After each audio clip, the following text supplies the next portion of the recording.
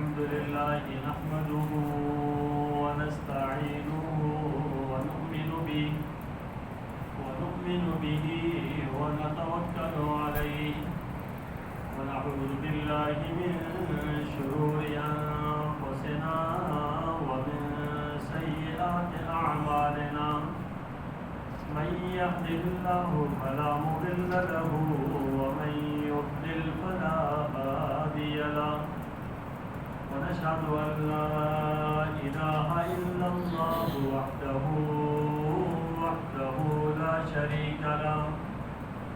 لا شريك له ولا مثيل له ولا ند له ولا مثل له ولا مثال له ونشهد أن سيدنا وسندنا وحبيبنا وحبيب ربنا وطبيب قلوبنا سيدنا محمدا صلى الله عليه وسلم أرسله الله تعالى إلى كافة للناس بشيرا ونذيرا وداعيا إلى الله بإذنه وسراجا منيرا أما بعد فأعوذ بالله من الشيطان الرجيم بسم الله الرحمن الرحيم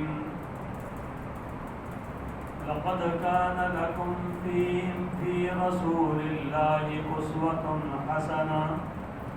حسنة لمن كان يرجو الله واليوم الآخر وذكر الله كثيرا قال الله تبارك وتعالى في مقام آخر قل إن كنتم تحبون الله فاتبعوني يحببكم الله صدق الله العظيم وبلغنا رسوله النبي الأمي الكريم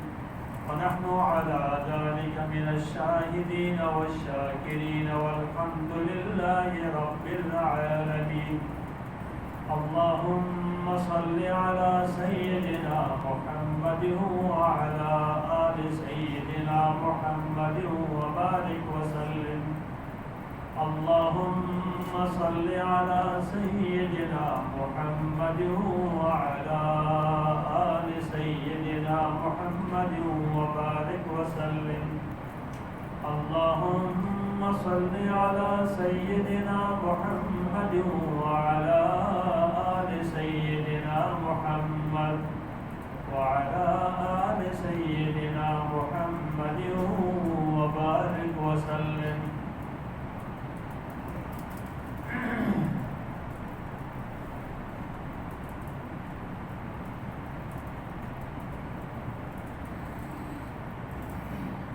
اللہ تبارک و تعالیٰ نے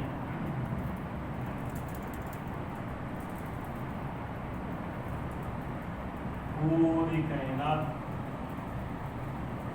اور کائنات کی بہاریں رونق کائنات کے اندر جو کچھ بھی ہمیں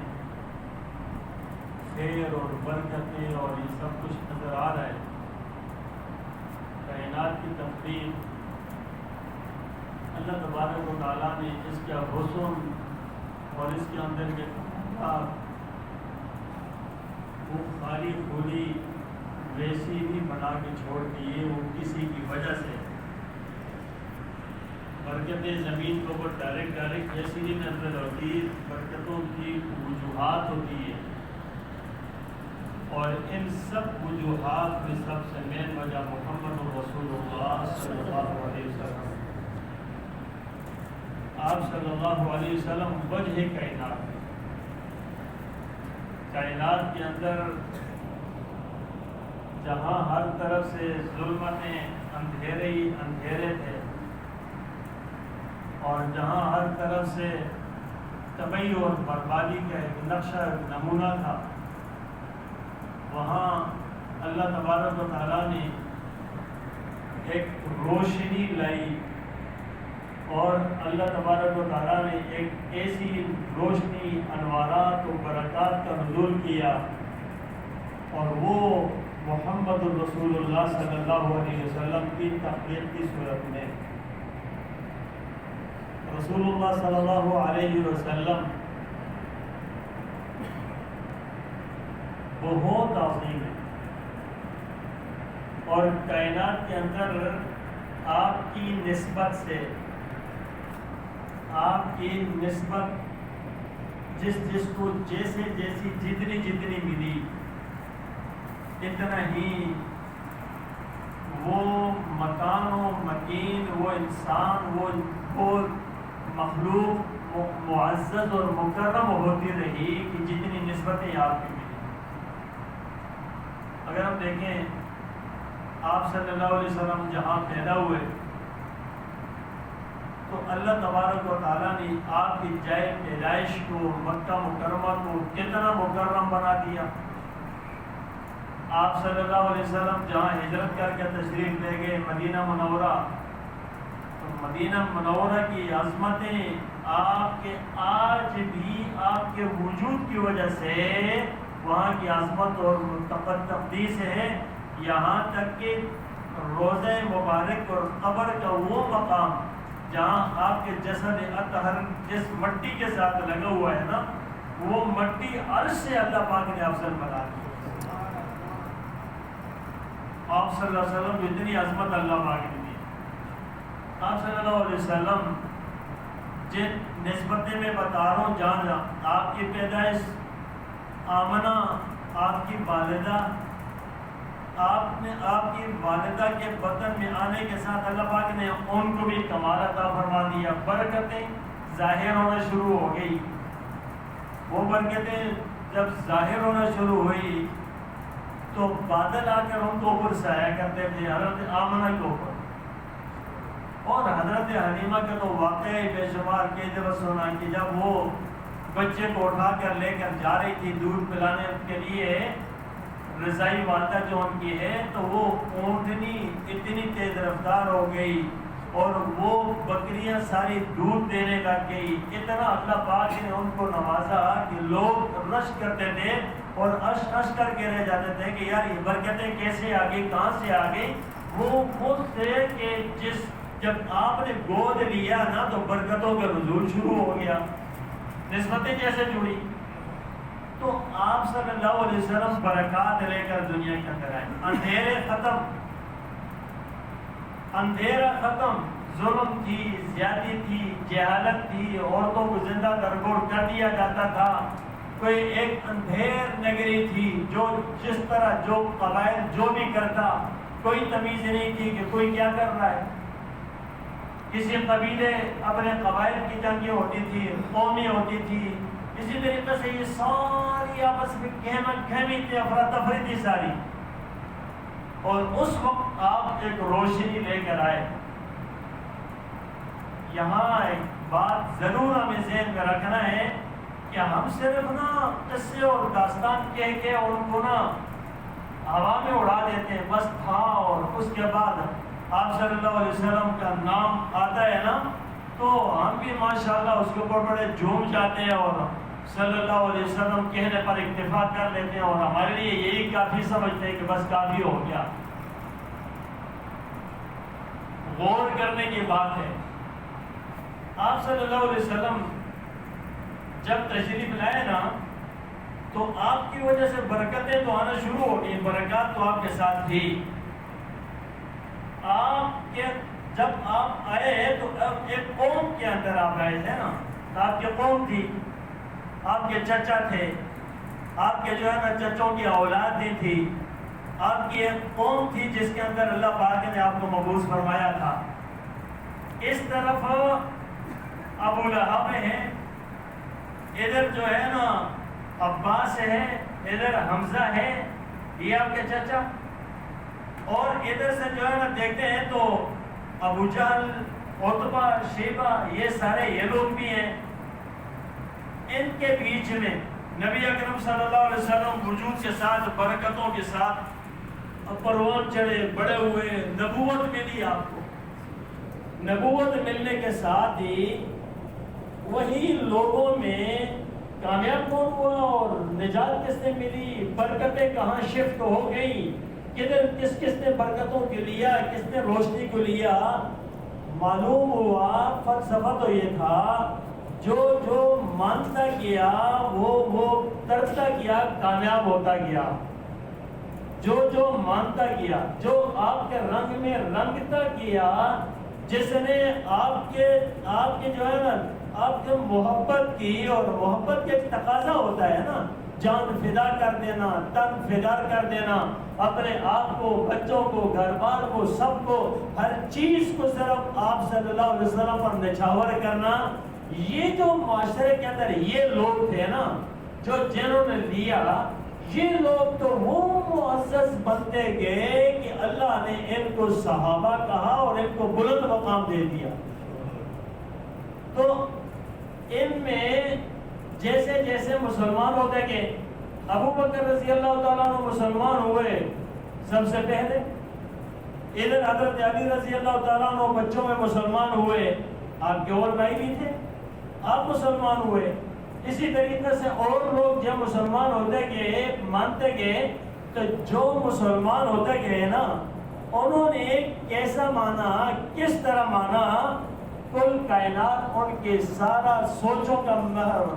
ساری سوچیں، ساری مرکزیت ان کی صرف یہ تھی کہ آقا صلی اللہ علیہ وسلم کیا فرماتے ہیں، آپ صلی اللہ علیہ وسلم کیا کرتے ہیں، ہم بھی ایسے کریں، ہم بھی آپ کے فرمان پر چلیں۔ آپ کو جو حکم فرائض ملتے گئے نا، ان فرائض کو جان سے لگا کر اسی طریقے سے پورے کرتے گئے، تو اللہ پاک نے ان کی تعریفی کی، ان کو بلند مقام دیا، یہاں تک کہ اللہ نے فرما دیا کہ بھائی اس جماعت صحابہ جیسا ایمان لاؤ، جو ان جیسا ایمان لا کے تو کامیاب ہو جائے گا۔ اب یہ ایک عمومی اور بڑی سی بات ہے، غور کرنے کی بات ہے۔ تو وہ جو ابو جہل بھی تھا نا، دیکھا نا آپ صلی اللہ علیہ وسلم کو، آپ کو دیکھتا بھی تھا، ابو لہب نے بھی دیکھا، آپ دیکھتے بھی تھے، یہ جو تھے نا دیکھنے کے باوجود، پاس ہونے کے باوجود بھی ان کو اللہ پاک نے ایک ذلیل ترین انسان قرار دیا، یہاں تک کہ ان کی بدبختی جتنی ظاہر ہو گئی نا، اتنے بدبختیوں کے ظہور کے بعد ان کے بدبختیوں کو ظاہر کیا گیا، اور یہاں تک کہا کہ تبت یدا ابی لہب وتب۔ آج بھی قرآن کی جب آیت پڑھتے ہیں نا تو یہ، اور پھر یہی لوگ تھے کہ اللہ تبارک تعالیٰ نے ان کو فرمایا کہ ختم اللہ علی قلوبہم وعلی سمعہم وعلی ابصارہم غشاوہ، یہی لوگ تھے مہر لگ چکی، یہی وہ کفار تھے نا، آپ کے ہونے کے باوجود بھی نہیں مانا، تو ان کا حال یہ بنا۔ تو میرے پیارو، چلتے چلتے وقت گزرتا گیا اور آپ سے تھوڑی سی دوری ہوتی گئی، آپ صلی اللہ علیہ وسلم دوری ہونے کے بعد جیسے دوری ہوتی گئی نا، آپ سے محبتوں میں کمی آتی گئی، آپ کی سنتوں کو اختیار کرنے میں کمی آتی رہی، لوگوں نے دھوکہ، جھوٹ، فراڈ، غیبتیں، حسد، بخل، تکبر، برائیاں اپنے اندر لے آئے۔ جب یہ چیزیں اندر لے آئے، اب بتاؤ کہ کیا ان چیزوں کے ساتھ آپ صلی اللہ علیہ وسلم انسان سے یا امتی سے راضی ہوں گے؟ ہم نے ماشاءاللہ نا آج نام رہ گیا صرف کہ محمد الرسول اللہ صلی اللہ علیہ وسلم، جب کہ نا مرضی اپنی کرنی ہے، مرضی رسول صلی اللہ علیہ وسلم کی ہم نے نہیں کرنی، ہم نے جھوٹ بھی بولنا ہے، غیبتیں بھی کرنی ہے، اور رسول صلی اللہ علیہ وسلم راضی ہیں۔ عجیب فلسفہ ہے، پتہ نہیں یہ فلسفہ ہمیں نہیں سمجھ آیا، یہ کس پیغمبر کے امتی ہیں ہم، اسی پیغمبر کے جس نے ہمارے لیے آخر تک جو ہے نا اللہ پاک سے مانگتے اور روتے رہے ہیں، یا اللہ میری امت میری امت میری امت، جاتے ہوئے بھی آخر میں کہا یا اللہ میری امت کا کیا ہوگا، یوں نہیں کہا کہ میرے بچیوں کا کیا ہوگا، میری اولاد کا کیا ہوگا، یا میری امت کا کیا ہوگا، اسی امت کے لیے۔ اور آج ہم امت ہیں نا،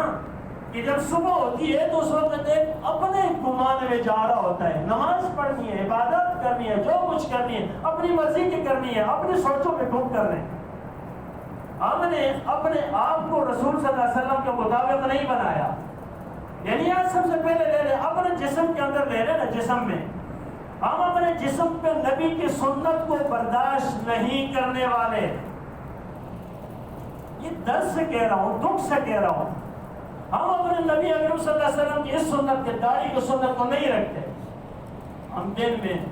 100 مرتبہ نہیں کہ 1000 مرتبہ پہ درود پڑھ لیں تو کیا خیال ہے رسول صلی اللہ علیہ وسلم اس عمل سے راضی ہو جائیں گے ہم سے؟ ہم اگر جو ہے نا ایک طرف جھوٹ بول رہے ہیں اور جھوٹے، تو کیا خیال ہے ہم اگر 1,00,000 مرتبہ درود شریف پڑھ لیں، ہم ایک قرآن مجید پڑھنے کی تلاوت کریں، جو سب کچھ کریں، اس کو اگر نہیں رہا کریں، جھوٹ ہماری زبان سے بولا جا رہا ہے، تو کیا خیال ہے رسول صلی اللہ علیہ وسلم اس سے راضی ہو جائیں گے؟ یہ فلسفہ اللہ کے ہاں نہیں ہے، یہ دوغلا پن رسول صلی اللہ علیہ وسلم کے پاس چلنے والا نہیں ہے۔ تو میرے پیاروں، دھوکے سے باہر نکلیں، دھوکے سے باہر نکلیں۔ 5 لوگ نہیں، 2 لوگ لے لیں، 3 لے لیں، وہ جائیں گے نا، ان سب کے دل ایک طرح کے نہیں ہیں۔ ایک کے دل میں اور دنیا بسی ہے، دوسرے کی سوچوں میں اور بنی ہے۔ ایک ہی گھر کے اندر رہنے والے انسان ایک سوچ کا، دوسری سوچ کا، تیسری سوچ کا۔ اب سنیں، صحابہ وہ تھے، سب کی ایک سوچ تھی، سب کی ایک فکر تھی۔ وہ کیا تھی؟ ان کی فکریں تھی جو رسول صلی اللہ علیہ وسلم کی، وہ ہماری، جو رسول صلی اللہ علیہ وسلم کے اشارہ وہ ہمارا، وہ سب تھے۔ اس لیے اللہ نے گواہی دی، اشداء علی الکفار رحماء بینہم۔ یہ جو نا کوئی آسان بات نہیں ہے کہ اللہ گواہی دیتا ہے کہ یہ سارے لوگ عرب و عجم کے، فارس کے، دوسرے جگہوں کے، کہیں کے اور دور دور قبائل کے، جب نبی اکرم صلی اللہ علیہ وسلم کو امتی بنے نا تو اشداء علی الکفار اور رحماء بینہم، ان کی صفت اللہ بیان فرما رہے ہیں، یہی سچے ہیں، یہ آپس میں شیر و شکر ہیں، آپس میں بھائی بھائی ہیں اور دشمن کے لیے ننگی تلوار ہے۔